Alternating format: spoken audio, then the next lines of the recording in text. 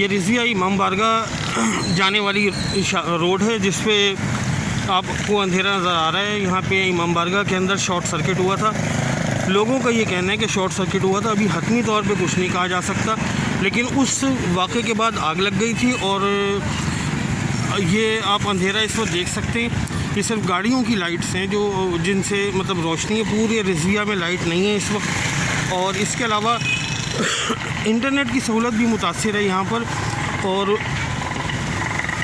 Proper internet नहीं चल रहा है, बहुत स्लो है सर्विस यहाँ पे, बंद है। रेंजर्स आ गई है, इस वक्त पुलिस के एहलकार हैं, के इलेक्ट्रिक वाले इमाम बारगाह के अंदर मौजूद हैं और आज़ादारों को बाहर निकाल दिया गया है।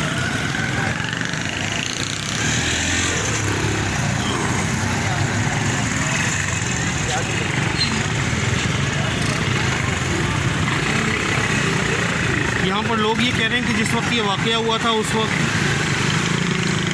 मजलिस की तैयारी हो रही थी शहादत हज़रत अली अलैहिस्सलाम के सिलसिले में, और